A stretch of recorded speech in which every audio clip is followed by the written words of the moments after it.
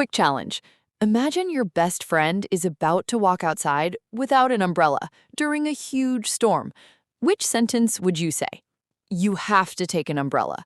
You'd better take an umbrella. You'll have to take an umbrella. 3 sentences. They all sound correct, but only one is exactly what most Americans would naturally say in that moment. Can you guess which one? Here's a surprising part. Most English learners think these 3 expressions mean the same thing. They don't. One gives strong advice, one talks about a present obligation, and one talks about a future responsibility. Mix them up and you might sound too bossy, too weak, or simply unnatural. That's why so many learners say, I know the grammar, but still don't sound like native speakers. Because speaking natural English isn't just about knowing words, it's about choosing the right words for the right situation. Today, we're going to put you through 10 real-life situations. A doctor giving advice, a teacher talking to students, your boss at work, airport announcements, parents, friends, and everyday American conversations. Keep score as you watch. And don't miss situation number 8, because that's the one even advanced English learners usually answer incorrectly. If you get that one right, you're already thinking more like a native speaker. By the end of this episode, you won't stop to think, should I say had better, have to, or will have to? You'll just know, naturally. Let's get started. Hey everyone, welcome back to Talk Bella. I'm Bella. And I'm Ryan. If you're new here, this isn't a grammar class. This is where you learn real English, the kind Americans actually use every single day. Because here's the truth. Most English learners don't struggle because they don't know enough grammar. They struggle because they don't know which expression sounds natural in a real situation. Exactly. Imagine your friend is driving too fast. Would you say, you have to slow down, or you'd better slow down? Both are grammatically correct, but they create completely different feelings.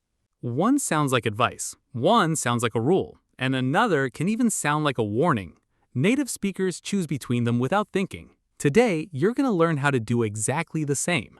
By the end of this episode, you'll know when to use had better, when to use have to, when to use will have to, the biggest mistake English learners make, and how Americans naturally use these expressions in everyday conversations. And remember, don't just listen, play along. Every time we give you a situation, try to answer before we do. The more you predict, the faster you'll start thinking in English. All right, let's begin with the expression that sounds small but can carry a surprisingly strong message, had better. All right. Let's start with the expression that surprises almost every English learner, had better. Here's a question for you, Ryan. If I say, you'd better leave now, am I giving you advice or am I giving you an order? I'd say an order? That's what most learners think, but actually it's strong advice. However, there's usually a hidden warning behind it. Imagine your phone battery is at 1% and you're about to leave for a long trip. Your friend says, you'd better charge your phone. What are they really saying? A, it's a good idea. B, if you don't, you'll probably have a problem. The answer is B. Exactly. That's the secret. Native speakers use had better when they believe something bad might happen if you don't listen. Ryan, look outside. Those clouds look really dark. Yeah, I was thinking about going for a walk. You'd better take an umbrella. Why? Because it's going to rain any minute. Ah, so you're not forcing me, you're warning me. Exactly. That's how Americans use had better every day.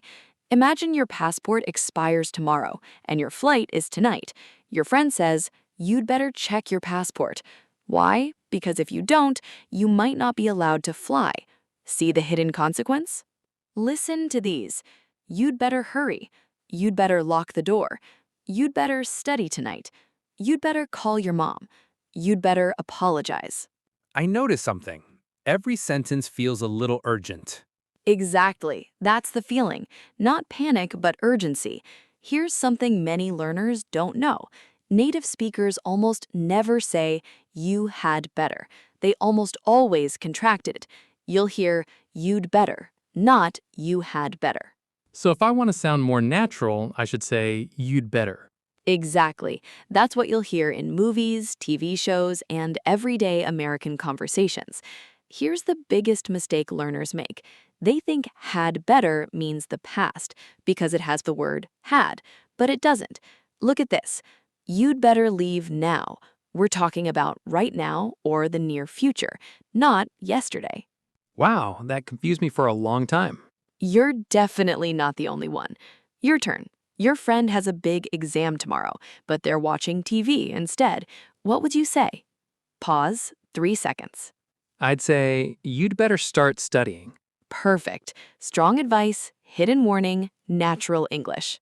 Okay, I understand had better now. But here's something I've always wondered.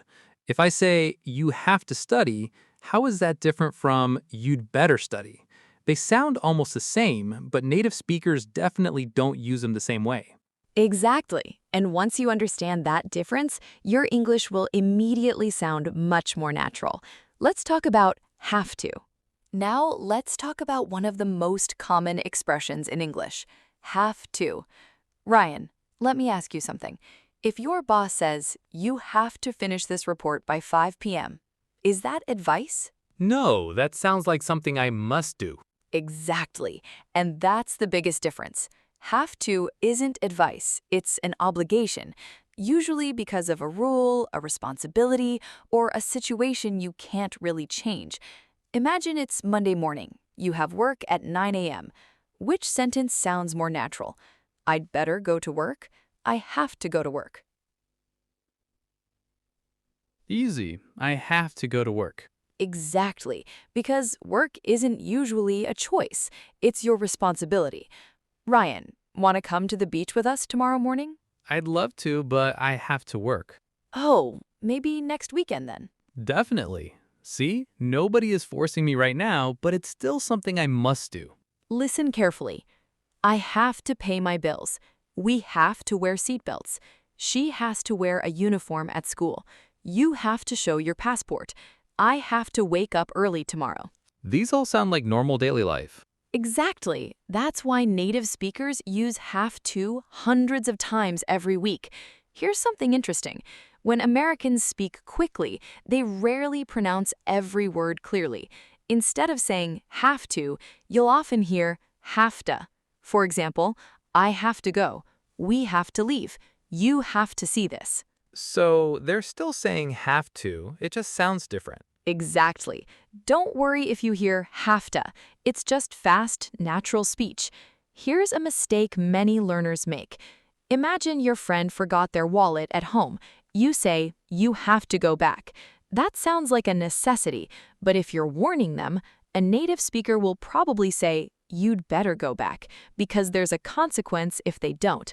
See the difference? So have to is about obligation, had better is about advice with a possible consequence. Exactly. You're getting it. Your turn. You're driving. The traffic light turns red. What do you say? I have to stop. Perfect, because it's the law, not your choice.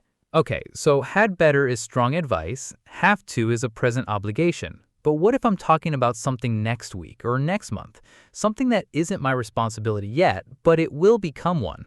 Great question. That's exactly why English has another expression, will have to.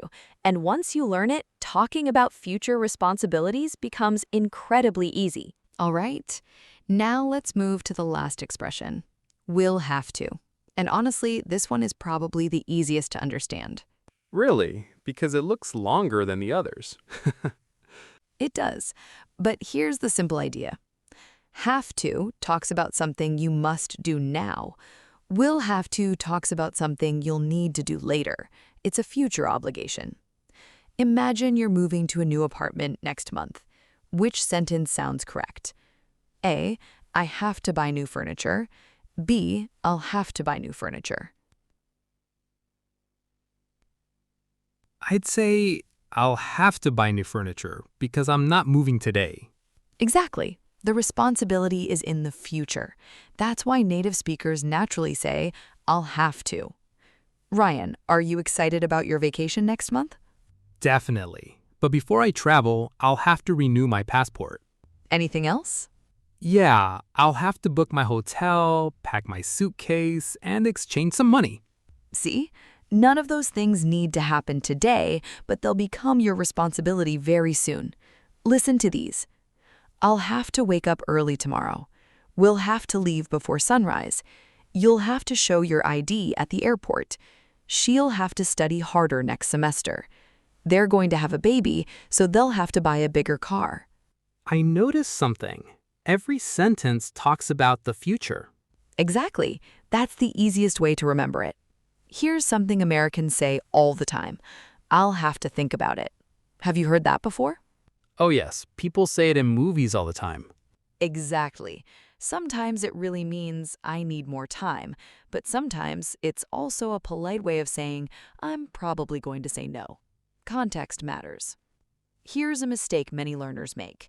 Imagine your boss tells you today, you need to finish this report before you go home.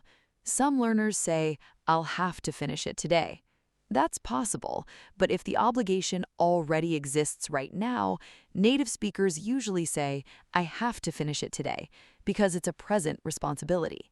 Save will have to for obligations that begin in the future. Your turn. Tomorrow is your driving test. Tonight you're talking to your friend. Complete the sentence. Tomorrow I'll blank practice parking one more time. The answer is, I'll have to practice parking one more time. Perfect. Future responsibility, future obligation. That's exactly how native speakers use it. Okay, now I understand all three expressions. But here's the real challenge. Imagine your doctor, your teacher, your boss, and your best friend all give you advice on the same day. Would they all use the same expression? Great question. Absolutely not. And that's exactly what we're going to discover next. Let's compare had better, have to, and will have to side by side in real-life situations, so you'll know exactly which one native speakers choose and why. All right, this is where everything finally comes together. You know what each expression means. Now let's see how native speakers actually choose between them. Remember, it's not about grammar anymore. It's about the situation. Imagine you visit your doctor. Your blood pressure is very high. The doctor says, you'd better stop eating so much salt. Why didn't the doctor say, you have to stop eating salt? Because he's giving me strong advice. There's a consequence if I ignore it. Exactly. He's warning you, not giving you a legal rule. Now you're at the airport. The security officer says you have to show your passport. Why? Because that's the rule. Everyone has to do it. Perfect. No advice, no warning, just an obligation. You're starting a new job next month. What sounds natural? I'll have to learn the new computer system, or I have to learn the new computer system. I'll have to, because it hasn't started yet. Exactly. Future responsibility. Ryan, you're driving way too fast. What would I say? You'd better slow down. Exactly, because I'm worried something bad could happen. A teacher says you have to finish the test before 10 o'clock. Is that advice? No, that's the classroom rule. Exactly. You're flying to Japan next year. Before your trip, you still need to apply for a visa. What do you say? I'll have to apply for my visa. Perfect. It's raining heavily. Your friend wants to leave without a jacket. You say, You'd better take your jacket. exactly. Strong advice, hidden warning. Ryan, are you ready for your business trip next week? Almost. I'll have to finish one more report before Friday. Don't forget your passport. You'd better check that tonight. Good idea. And I have to attend a meeting tomorrow morning before I leave. Perfect. 3 expressions, 1 completely natural conversation. Remember this. Had better. Someone is warning you. You'd better hurry. Have to. It's your responsibility now. I have to work today. Will have to. It'll become your responsibility later. I'll have to wake up early tomorrow. Okay, I think I finally got it. But there's only one way to find out. Exactly. It's time for the Talk Bella Challenge. 10 real-life situations. No hints, no second chances. Let's see if you can think like a native speaker and score 10 out of 10. All right. This is the moment you've been waiting for. No more teaching, no more hints, just real English. Let's see if you're starting to think like a native speaker. Here's how it works. We'll give you 10 real-life situations. Choose the expression that sounds the most natural. Had better, have to, will have to. Keep your score. Ready? Let's begin. All right. Your friend is about to touch a hot pan. What do you say? A, you have to be careful. B, you'd better be careful. C, you'll have to be careful. The answer is, You'd better be careful, because there's an immediate danger. your friend is about to enter an airport. The security officer says, A, you'd better show your passport. B, you have to show your passport. C, you'll have to show your passport. Correct answer? You have to show your passport. It's the rule. Next month, you're moving to New York. You still need to find an apartment. Which one? I'll have to find an apartment. Future responsibility. Your friend forgot their wallet before leaving home. What do you say? You'd better go back, because they'll have a problem if they don't.